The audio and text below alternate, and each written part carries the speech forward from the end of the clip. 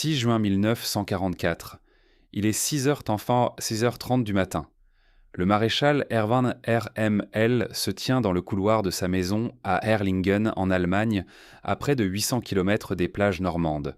Le combiné du téléphone serré contre l'oreille, il écoute son chef d'état-major, Hans Speidel. Les nouvelles qu'il entend vont bouleverser le cours de la guerre. Des parachutistes alliés ont atterri derrière les lignes côtières. Des milliers de navires convergent vers la France. L'invasion qu'il redoutait et pour laquelle il s'était préparé durant des mois a commencé, et lui n'est pas à son poste pour la contenir. À des centaines de kilomètres à l'ouest, des soldats américains tombent par centaines sur une plage appelée Omaha. Les mitrailleuses allemandes fauchent les vagues d'assaut. Le mur de l'Atlantique, que RML a contribué à renforcer, remplit sa fonction. Pourtant, son architecte se trouve en robe de chambre, loin du front, incapable de donner l'ordre qui pourrait rejeter l'ennemi à la mer. Au même instant, au Berghof dans les Alpes bavaroises, Adolf Hitler dort encore. Personne n'ose le réveiller. Les divisions blindées qui pourraient contre-attaquer restent immobiles, suspendues à une décision qui ne viendra pas tant que le Führer ne sera pas levé. D'un bout à l'autre de la chaîne de commandement allemande, de Paris à Saint-Lô en passant par Rennes, les généraux sont absents, hésitants ou paralysés par un système centralisé qui ne laisse à personne l'autorité d'agir. Voici l'histoire de ce que les généraux allemands ont pensé, dit et parfois avoué à propos du débarquement américain. C'est un récit d'absence et d'immobilisme d'une organisation si morcelée que les 12 heures les plus cruciales de la guerre s'écoulèrent sans contre-offensive cohérente. C'est aussi l'histoire d'une arrogance brisée, de certitudes balayées, et d'officiers professionnels voyant leurs analyses se confirmer tout en demeurant impuissants. Le débarquement de Normandie fut la plus vaste opération amphibie jamais menée. Plus de 156 000 soldats américains, britanniques, canadiens et alliés prirent pied sur 5 plages étendues sur près de 80 km de côte. L'Armada alignait plus de 5 000 navires et 13 000 appareils. Face à elle, environ 50 000 défenseurs allemands tenaient à la zone côtière immédiate, appuyés par des réserves stationnées à l'intérieur des terres, des forces qui, engagées rapidement, auraient pu modifier profondément l'issue des combats.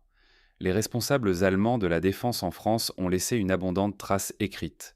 Certains furent interrogés par les Américains à Bad Nauheim et ailleurs, d'autres publièrent des mémoires soigneusement rédigés pour restaurer leur image. Quelques-uns furent enregistrés à leur insu par les services britanniques à Trent Park, croyant parler librement entre prisonniers. De ces sources ne ressort pas une simple chronique d'incompétence. Le tableau est plus complexe. Les hommes aux commandes comprenaient parfaitement la situation et savaient, en théorie, quelles mesures s'imposer. Mais ils étaient enfermés dans une mécanique de pouvoir qui rendait toute réaction efficace presque impossible. En France, la structure de commandement allemande relevait du casse-tête. 4 chaînes hiérarchiques distinctes coexistaient, souvent aux compétences qui se chevauchaient. L'Oberkommando Ouest, dirigé par von Rundstedt, avait la responsabilité théorique de l'ensemble des forces. Le groupe d'armée B, sous l'autorité de RML, contrôlait les unités le long de la Manche. Le Panzergruppe West de von Schweppenburg détenait les réserves blindées. Enfin, l'Oberkommando der Wehrmacht à Berlin conservait la mainmise sur certaines divisions d'élite dont l'engagement dépendait directement de l'approbation personnelle de Hitler. Ce morcellement n'était pas le fruit du hasard. Hitler avait volontairement fragmenté les pouvoirs afin d'empêcher qu'un général n'accumule une influence susceptible de menacer son autorité. Le prix de cette méfiance structurelle serait payé sur les plages de Normandie. Pour comprendre les propos des généraux allemands sur le jour J, il faut revenir au débat qui les opposait dans les mois précédant l'invasion. Au printemps 1944, le maréchal Gerd von Rundstedt a 68 ans.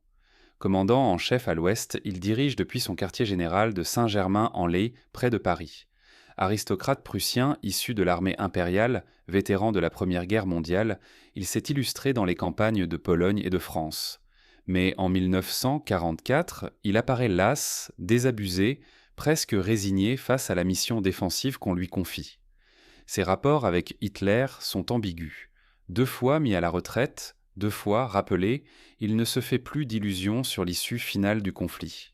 Ses officiers notent qu'il passe volontiers du temps à lire des romans policiers en buvant du cognac. Pourtant, derrière cette apparente indifférence, Son jugement stratégique reste acéré et son analyse de la situation en France d'une grande lucidité. Rundstedt n'a guère confiance dans le mur de l'Atlantique. Dans un mémorandum adressé à Hitler en octobre 1943, il affirme que l'Allemagne ne doit pas céder à un Sprichwörter Eligemalloser Modestele, à un esprit maginot dépassé. Après la guerre, son chef d'état-major, Günther Blumentritt, décrira à l'historien britannique Basil Liddell Hart cette ligne défensive comme une succession d'ouvrages isolés dépourvus de profondeur. Une façade impressionnante mais fragile dès qu'on la perce. Si l'ennemi parvenait à percer sur à peine 1 kilomètre, expliquait Rundstedt, il se retrouverait déjà en terrain ouvert. À ses yeux, le mur de l'Atlantique relevait davantage de l'effet d'annonce que d'un véritable obstacle militaire. Utile pour rassurer l'opinion et impressionner l'adversaire, certes, mais incapable d'arrêter une offensive déterminée. Dans les faits, la fortification était loin de l'image véhiculée par la propagande. Sur les côtes normandes, là où le débarquement allait réellement se produire, les défenses étaient bien moins denses que dans la région du Pas-de-Calais, que les services de renseignement allemands considéraient comme la cible la plus probable. De nombreux ouvrages en béton restaient inachevés.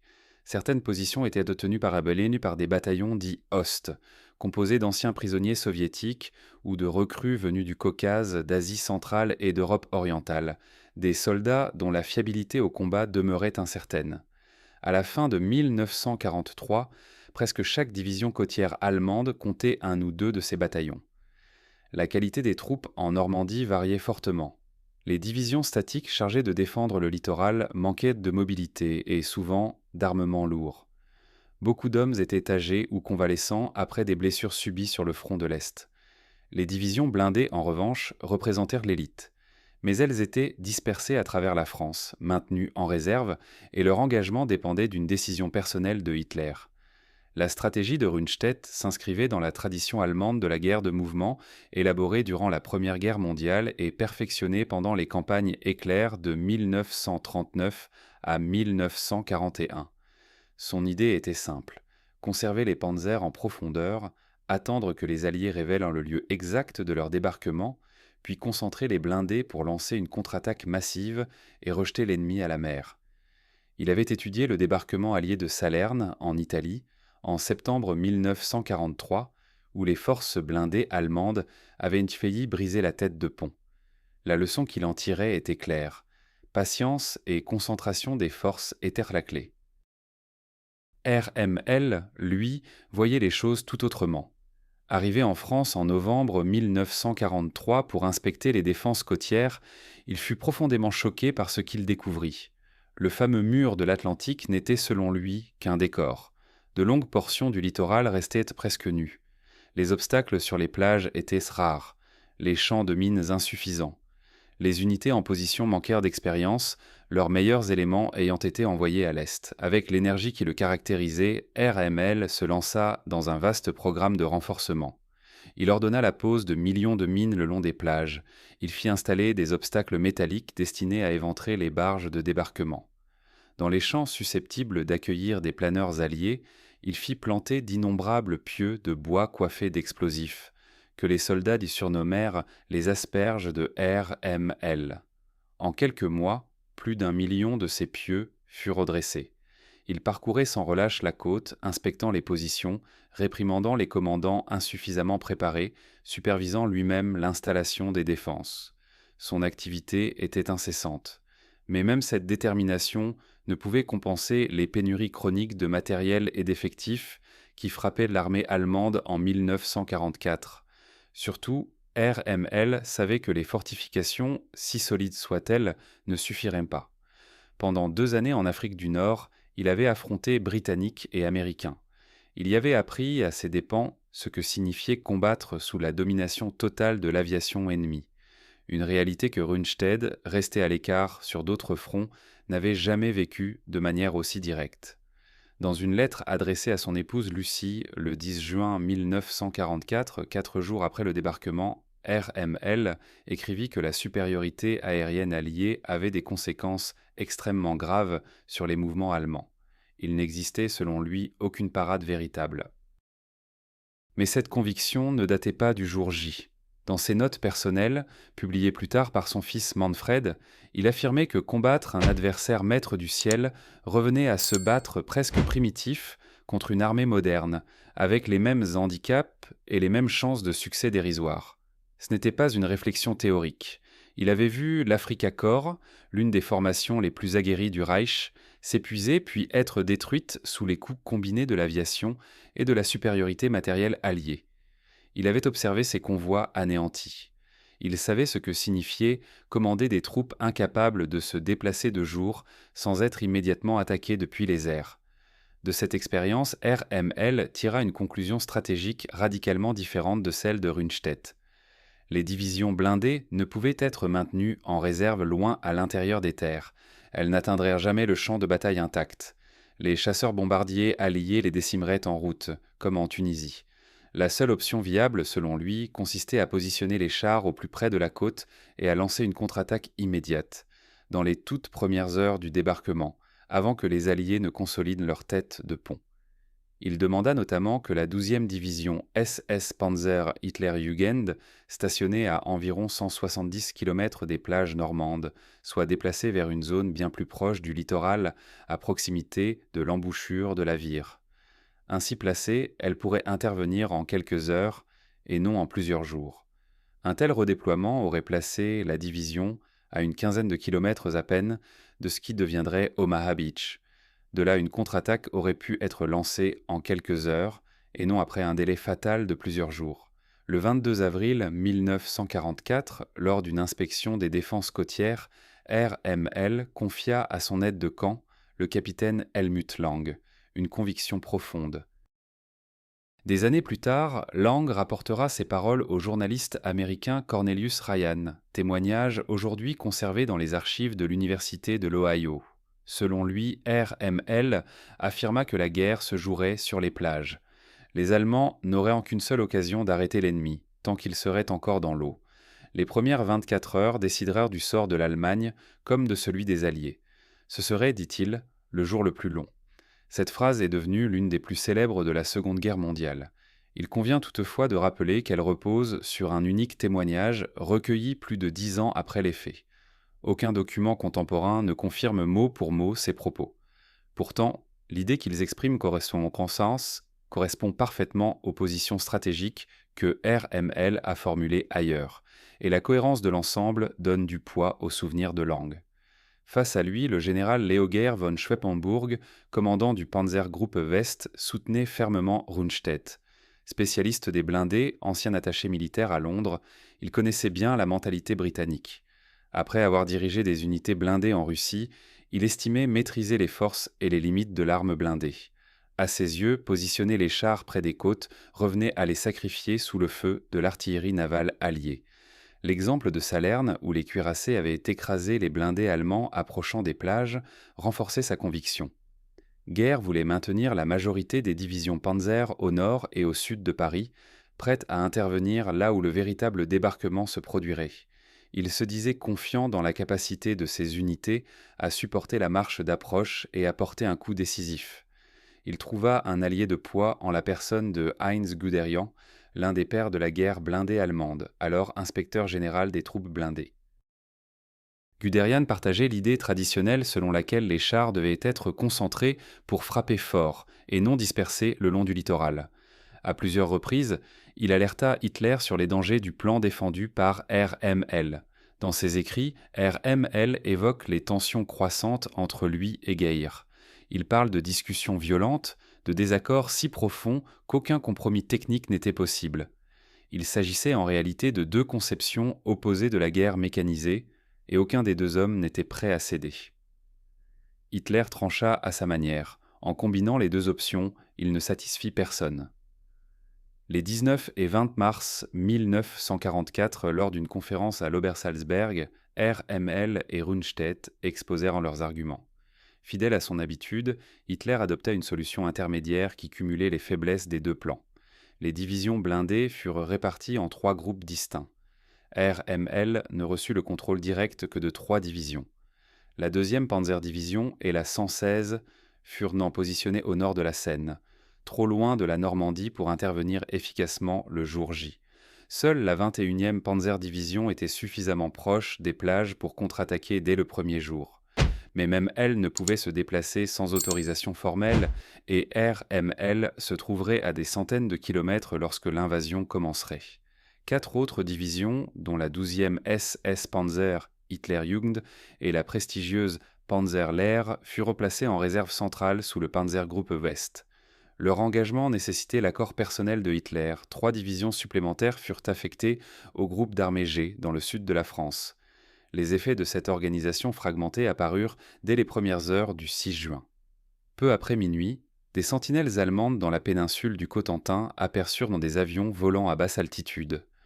En quelques minutes, les rapports de parachutage ennemis affluèrent vers les états-majors normands. Vers 0h40, la 716 division d'infanterie, formation statique chargée du secteur qui comprendrait plus tard Omaha et Utah, se mit en alerte et transmit l'information à l'échelon supérieur. Peu après 1h du matin, le général Erich Marx, commandant le 84e corps à Saint-Lô, fut informé. Il faisait partie des rares commandants supérieurs présents à leur poste cette nuit-là. Ironie du sort, le 6 juin était son 53e anniversaire, et selon Cornelius Ryan, son état-major avait levé un verre peu après minuit pour l'occasion. Contrairement à nombre de ses collègues, Marx comprit immédiatement la portée des opérations aéroportées. Il y vit le prélude du véritable débarquement allié. Au quartier général de la 7e armée, le chef d'état-major Max Pemsel parvint à la même conclusion. Convaincu qu'il s'agissait de l'offensive principale, il transmit son analyse à la hiérarchie. Pemsel fournira plus tard de précieux détails à Ryan pour son ouvrage Le jour le plus long, et servira même de conseiller pour le film de 1962. Mais à cet instant crucial, la réaction allemande demeurait paralysée par les absences et les hésitations. Quant à RML, il se trouvait à Erlingen auprès de son épouse. Il avait quitté la France le 4 juin avec l'intention de passer quelques jours auprès des siens avant de se rendre au Berghof pour plaider une nouvelle fois auprès de Hitler en faveur d'un renforcement des forces blindées placées sous son autorité directe. Les météorologues allemands annonçaient un temps exécrable sur la Manche. RML en avait conclu qu'aucune opération d'envergure n'était possible dans l'immédiat. Les Alliés, s'inquiétant en bénéficiant de prévisions plus précises, avaient identifié une brève accalmie et choisi précisément cette fenêtre que les Allemands jugeaient impraticable. Pendant ce temps, le général Friedrich Dollmann, commandant la 7e armée responsable de tout le secteur normand, se trouvait à Rennes pour participer à un exercice d'état-major. Ironie suprême. Le thème du jeu de guerre portait sur la conduite à tenir en cas de débarquement aéroporté allié. De nombreux commandants de corps et de divisions avaient fait le déplacement. Lorsque les parachutistes commencèrent réellement à tomber du ciel, plusieurs responsables clés étaient donc loin de leur poste.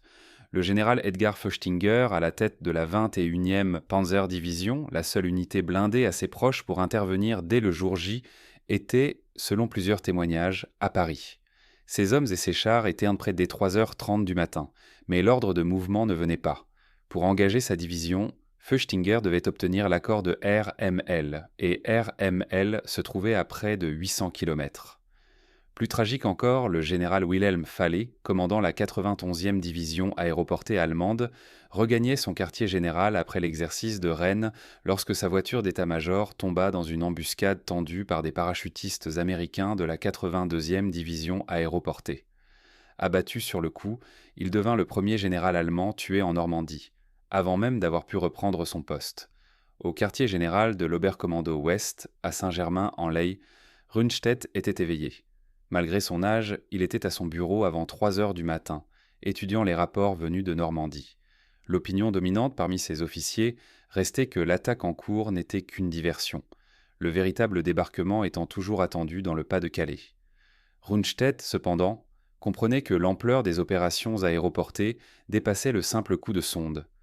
Sans attendre d'instructions formelles, il prit l'initiative. Il ordonna à la 12e SS Panzer, Hitlerjugend, et à la Panzerlehr de se mettre immédiatement en mouvement vers la Normandie. L'ordre fut donné avant même que l'autorisation officielle ne soit sollicitée. Il chargea ensuite son chef d'état-major, Günther Blumentritt, d'appeler le général Alfred Jodl au quartier général de Hitler pour obtenir la validation nécessaire. Jodl refusa. Il demanda d'attendre le jour pour y voir plus clair. À 7h30, un contre-ordre tomba. Les divisions blindées devaient en stopper tout mouvement. Elles ne pouvaient avancer sans l'accord personnel de Hitler. Et Hitler dormait encore. L'heure exacte de son réveil, ce 6 juin, a fait l'objet de débats. Selon les travaux d'Ian Kershaw, il ne se leva qu'aux alentours de midi. Albert Speer rapporte dans ses mémoires qu'en arrivant au Berghof vers 10 heures, il apprit que l'invasion avait commencé, mais que Hitler n'en avait pas encore été informé. Personne n'osait le réveiller, de crainte d'être tenu responsable d'une fausse alerte. Lorsqu'il fut enfin mis au courant, Hitler balaya l'attaque en Normandie comme une diversion.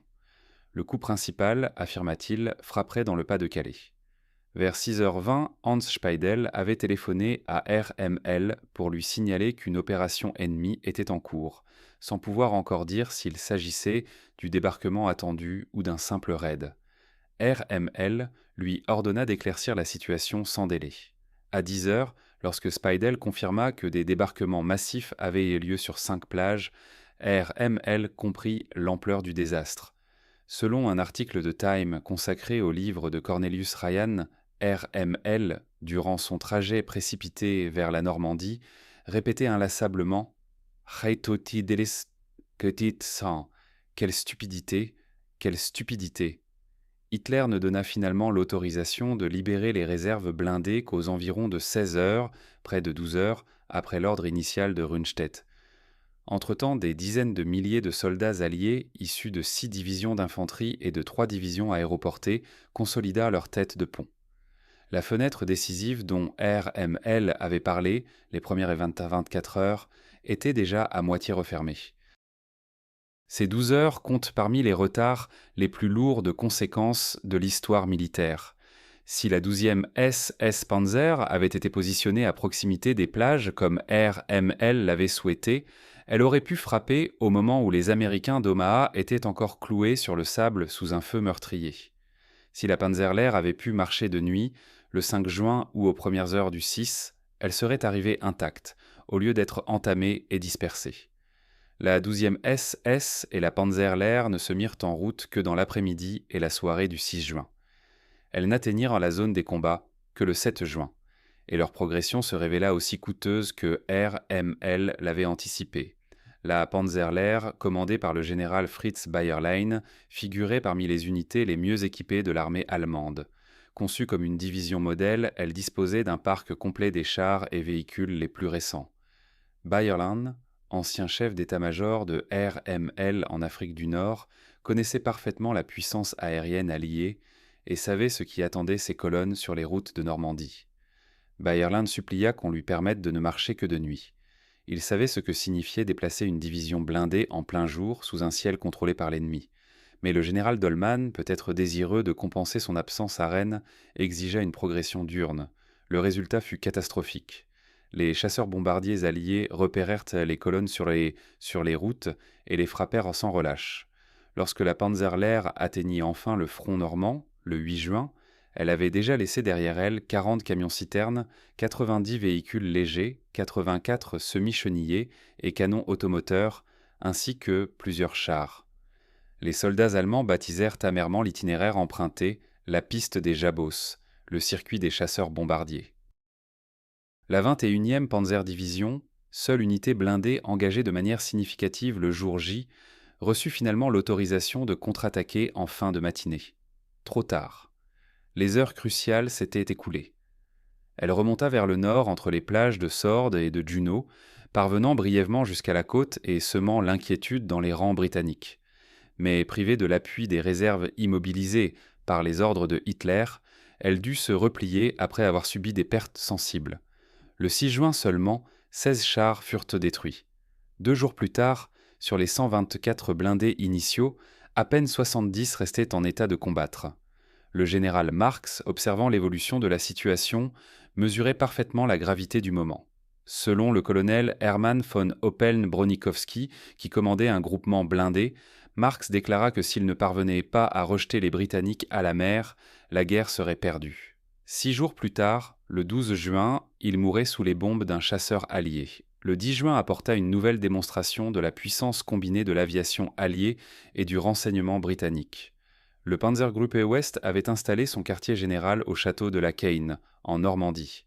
Grâce aux interceptions et au décryptage des communications allemandes à Bletchley Park, les Britanniques connaissaient l'emplacement exact du poste de commandement. La Royal Air Force lança une attaque foudroyante. 42 Typhoons armés de roquettes et 61 bombardiers, Mitchell frappèrent sans avertissement. Les véhicules du quartier général étaient égarés à découvert dans un verger. 18 officiers d'état-major furent tués, dont le chef d'état-major Sigismund Helmuth von Dawans. Geir von Schweppenburg fut blessé. Pour de nombreux historiens militaires, ce raid détruisit l'unique structure allemande capable de coordonner efficacement plusieurs divisions blindées à l'ouest. L'ironie était cruelle. Celui qui avait soutenu que les blindés pouvaient manœuvrer, malgré la supériorité aérienne alliée, voyait son propre quartier général anéanti par cette même aviation. Et selon les recherches d'Anthony Beevor, il ne reconnut jamais pleinement la portée de cette leçon. Au-delà des erreurs tactiques, la campagne de Normandie provoqua une évolution profonde dans le regard que les généraux allemands portaient sur la capacité de combat américaine. Cette transformation constitue l'un des enseignements les plus révélateurs de leur témoignage. On y voit des officiers professionnels contraints de réviser des convictions solidement ancrées face à une réalité inattendue. Le mépris allemand envers les soldats américains s'était forgé au col de Kasserine, en Tunisie, en février 1943. Là, l'Africa Corps de RML avait écrasé des unités américaines inexpérimentées, capturant ou tuant des milliers d'hommes et détruisant près de 200 chars en 10 jours. Avant l'offensive, le maréchal Albert Kesselring avait annoncé à ses subordonnés qu'il fallait viser la destruction totale des forces américaines. RML lui-même avait constaté l'inexpérience de troupes encore mal rodées au combat. Beaucoup, côté allemand comme britannique, en conclurent furieux que les Américains étaient mal préparés, mal commandés et incapables de progresser rapidement. La défaite de Kasserine fut indéniable. Coordination défaillante, renseignements imprécis, erreur de commandement à plusieurs niveaux. Les Allemands tirèrent de ce succès des conclusions qui influencèrent durablement leur jugement. Pourtant, RML modifia rapidement son analyse. Au fil des combats s'ensuivants, en Tunisie, il observa la rapidité avec laquelle les officiers américains assimilaient les principes de la guerre de mouvement. Les Américains apprirent de leurs échecs. Ils relevèrent les commandants insuffisants, améliorèrent leur coordination et, en quelques semaines, combattirent avec bien plus d'efficacité. RML reconnut également la qualité du matériel américain. Le char M4 Sherman, s'il était inférieur aux blindés allemands en termes de blindage ou de puissance de feu, se révélait fiable, facile à entretenir et disponible en grand nombre. Les camions, jeeps et semi-chenillés offraient une mobilité que les unités allemandes, de plus en plus dépendantes de la traction hippomobile, ne pouvaient égaler. À l'approche du jour J, Rundstedt et RML considérèrent, mais toujours, la deuxième armée britannique comme la menace principale, en partie parce qu'ils jugeaient les Britanniques plus aguerris. Plus tard, ils admettraient s'être trompés en sous-estimant les Américains. Cet aveu, formulé après la guerre, montre à quel point la Normandie bouleversa les certitudes allemandes. À Omaha Beach, la plus sanglante des plages américaines, les défenseurs crurent d'abord à une victoire. L'assaut semblait brisé. Des corps jonchaient le rivage. Des véhicules en flammes obstruaient les sorties. Les fantassins américains plaqués contre la digue paraissaient incapables d'avancer. Les rapports transmis à l'arrière affirmaient que l'attaque avait été repoussée. Il est vrai que les Allemands disposaient d'atouts redoutables. Installés sur les hauteurs, leur position dominait toute la plage. Les mitrailleuses croisaient leurs tirs avec une précision meurtrière. L'artillerie couvrait les zones de débarquement. Les premières vagues américaines avaient été décimées dans les vagues. Et pourtant, les Américains ne cédèrent pas. Ils ne rompirent pas. Ils ne se replièrent pas vers la mer. Par petits groupes, souvent guidés par de jeunes officiers ou des sous-officiers après la mort de leurs supérieurs, ils commencèrent à gravir les falaises. Ils improvisèrent, exploitèrent la moindre brèche, s'adaptèrent au chaos. Dans l'après-midi, les premières lignes allemandes furent percées. À la tombée de la nuit, une tête de pont solide existait déjà, et elle ne serait plus jamais rejetée à la mer. La Normandie dissipa les dernières illusions que certains généraux allemands pouvaient encore nourrir au sujet des capacités américaines. 6 éléments en particulier les impressionnèrent tous les stupéfièrent. Le premier, cité presque obsessionnellement dans les témoignages d'après-guerre, fut la suprématie aérienne. Le général Bodo Zimmermann, responsable des opérations au sein du groupe d'armée D, écrivit qu'aucun mouvement routier diurne n'était possible sous le parapluie aérien allié qui s'étendait de la Normandie jusqu'à Paris. L'amiral Friedrich Rüge, officier de liaison navale auprès de RML, parla d'une guerre moderne où l'on ne débordait plus l'ennemi par les flancs mais par le ciel. Le deuxième facteur fut l'abondance matérielle. Une semaine après le débarquement, un demi-million de soldats alliés avaient déjà pris pied sur le continent. Fin juillet, ils étaient les près de 2 millions, accompagnés de centaines de milliers de véhicules. Face à eux, les forces allemandes, déjà affaiblies, utilisaient des pièces d'artillerie d'origines diverses, allemandes, françaises, russes ou tchèques, pour lesquelles les munitions faisaient parfois défaut. L'écart de ressources semblait insurmontable. Troisièmement, l'artillerie américaine surprit par son efficacité. Les systèmes de direction de tir et la technique du time on target, qui permettait à plusieurs batteries de faire tomber leurs obus simultanément sur une cible donnée, dépassaient tout ce que les Allemands avaient reconnu. Ils avaient affronté l'artillerie soviétique en masse, mais jamais avec un tel degré de coordination et de précision. Le quatrième élément fut la capacité d'adaptation. Le bocage normand, avec ses haies ancestrales formant un véritable labyrinthe de fortifications naturelles, favorisait d'abord les défenseurs. Ces haies n'étaient liées pas de simples clôtures végétales, mais des talus de terre surmontés d'une végétation dense, parfois héritée de l'époque romaine, hauts de plus d'1 mètre et épais de plusieurs mètres. Chaque champ devenait un piège potentiel, chaque chemin creux un couloir de mort. Les soldats allemands, nombreux à avoir combattu en Russie, exploitèrent habilement le terrain.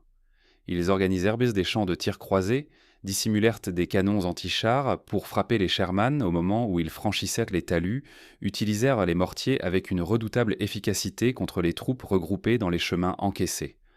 Pendant plusieurs semaines, à la fin juin et au début juillet, la progression américaine se mesura en centaines de mètres plutôt qu'en kilomètres.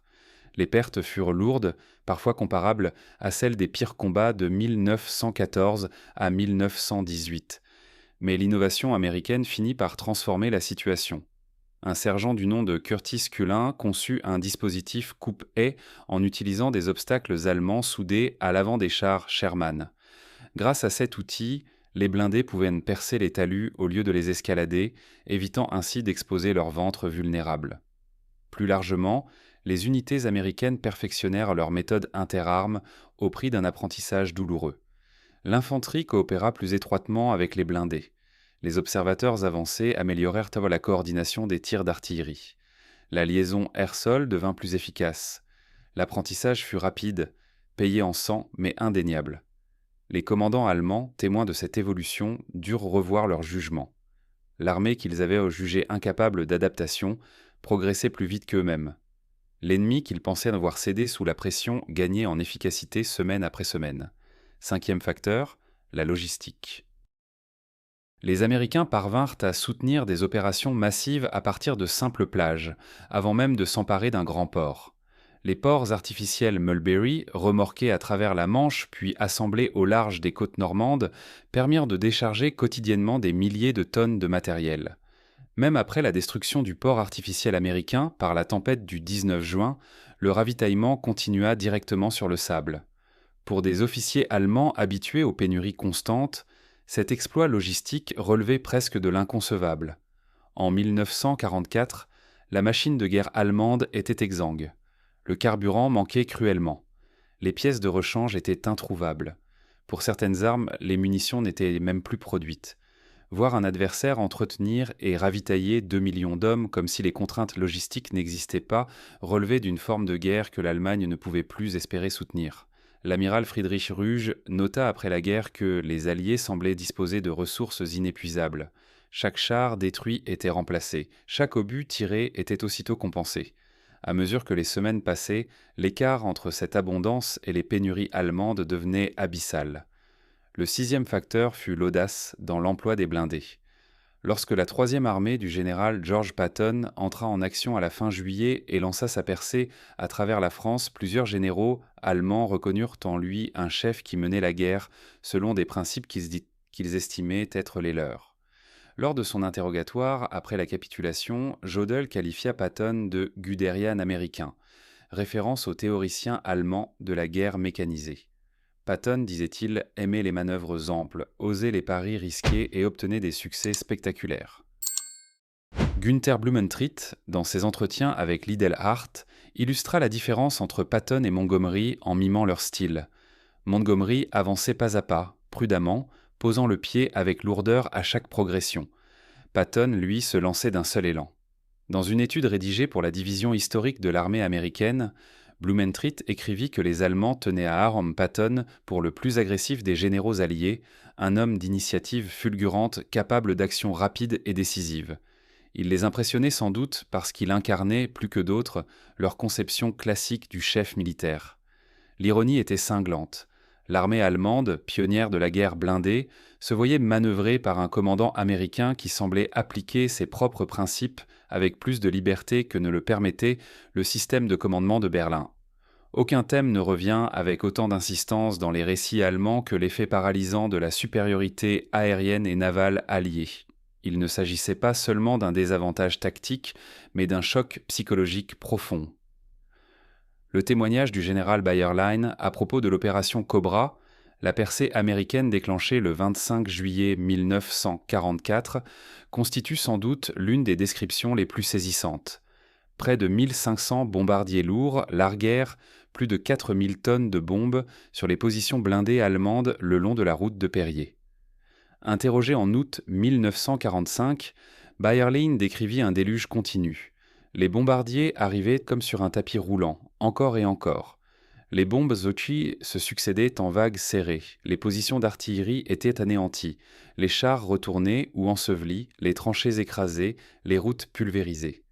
À la mi-journée, disait-il, le paysage ressemblait à une surface lunaire, les cratères se touchant presque. Certains soldats, hagards, couraient à découvert avant d'être fauchés par les éclats.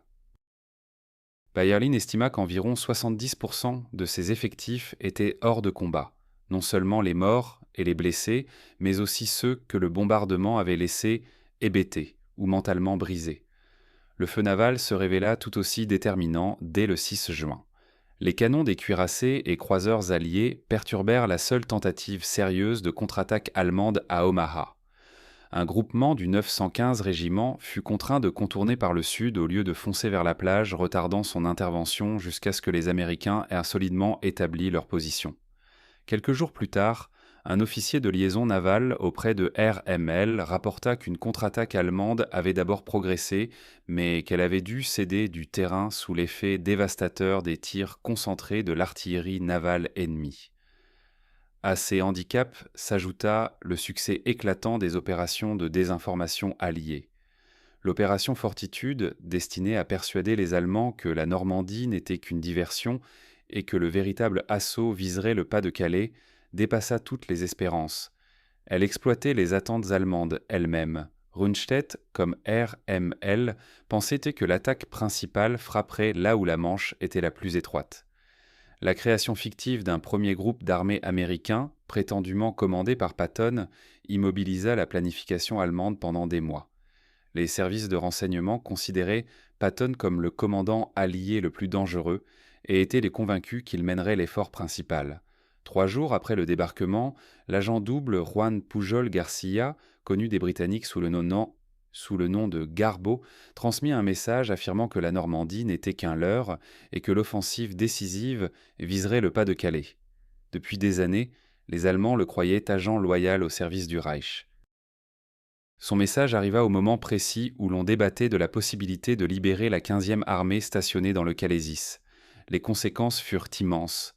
La 15e armée allemande demeura immobilisée près de 7 semaines, attendant une invasion qui ne viendrait jamais. Entre 17 et 19 divisions restèrent inutilisées le long de la côte de la Manche, tandis que la bataille réelle se décidait en Normandie. Et il ne s'agissait pas d'unités de second ordre, mais de formations parmi les mieux équipées et les plus opérationnelles dont disposait encore l'Allemagne à l'ouest.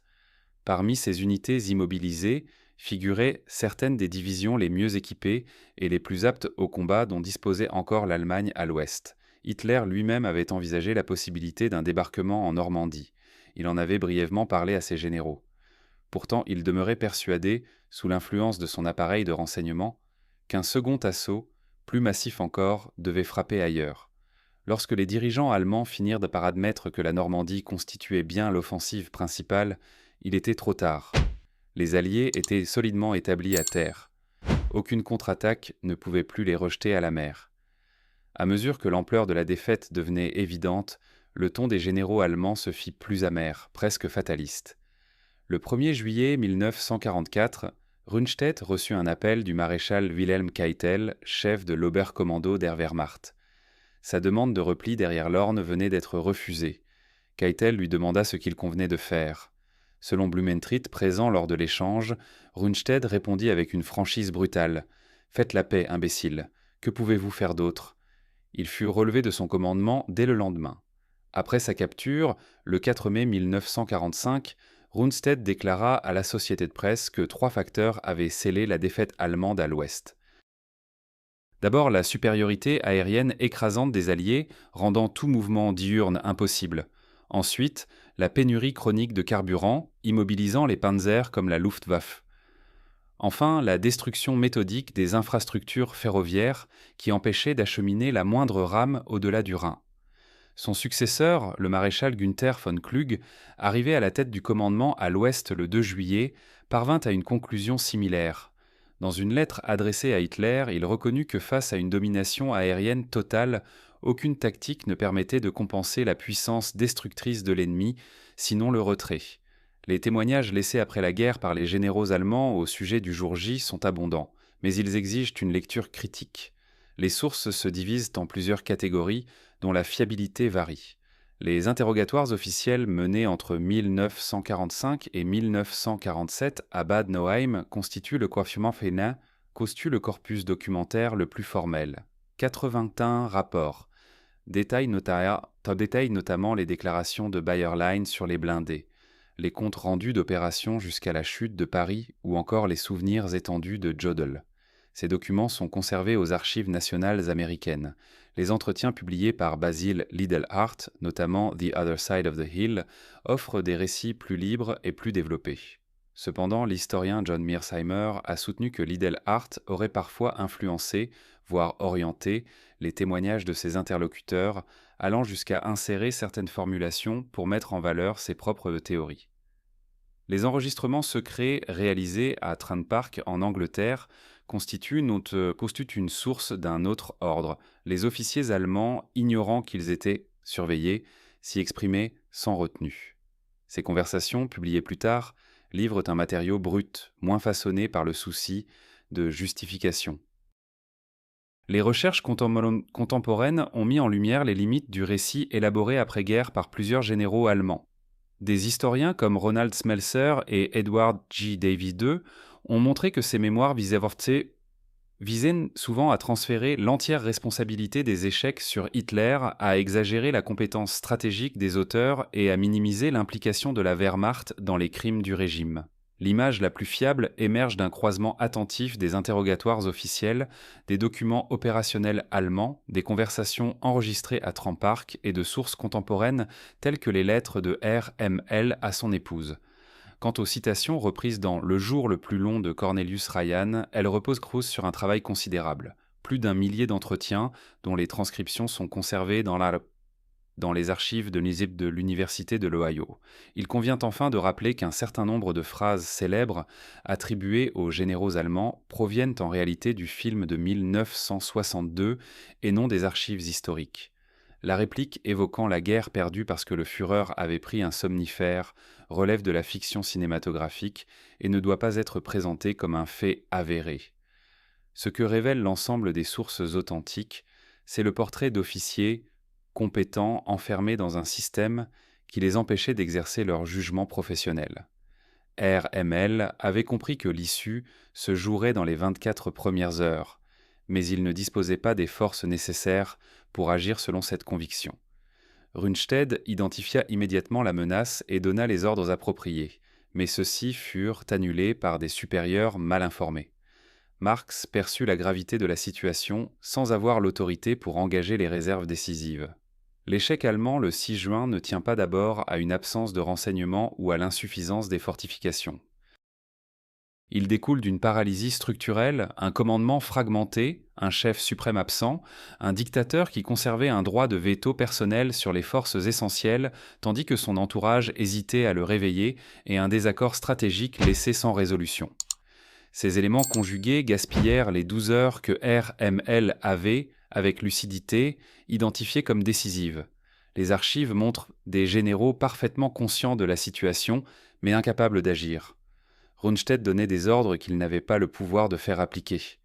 RML, à près de 800 km du front, recevait des nouvelles catastrophiques et se précipitait vers la Normandie avec la certitude douloureuse d'arriver trop tard. Jodl refusait toute initiative en attendant l'aval d'un Hitler qui dormait encore. Ce que révèlent avec le plus de force les témoignages d'après-guerre, c'est la rapidité et l'ampleur du revirement allemand concernant les forces américaines. Le mépris né à Kasserine s'évanouit en quelques mois. Lorsque Bayerlin vit sa division blindée transformée en paysage lunaire sous les bombes américaines, plus aucun général allemand ne se faisait d'illusions sur la capacité de combat des États-Unis. Même en tenant compte des tentatives de justification personnelle, leurs déclarations convergent vers un constat commun. La supériorité aérienne alliée fut le facteur décisif. L'abondance matérielle américaine était écrasante, et la capacité d'adaptation des forces américaines dépassa largement tout ce que le commandement allemand avait anticipé. Au matin du 6 juin 1944, les généraux allemands pensaient affronter un adversaire qu'ils comprenaient. À la tombée de la nuit, ils savaient qu'ils venaient d'entrer dans une guerre qu'ils ne pouvaient plus gagner. Les mots qu'ils laissèrent derrière eux, consignés dans des procès-verbaux d'interrogatoire, captés à leur insu dans des conversations privées ou soigneusement façonnés dans leur mémoire, constituent le témoignage d'une des plus grandes révélations militaires du XXe siècle. Ceux qui, avant le jour J, avaient jugé les Américains inexpérimentés ou faibles, passèrent le reste de leur vie à expliquer comment ils s'étaient si profondément trompés. Merci d'avoir suivi cette histoire jusqu'au bout. Si elle vous a intéressé, pensez à vous abonner et à soutenir la chaîne. Votre engagement nous permet de continuer à produire des contenus comme celui-ci.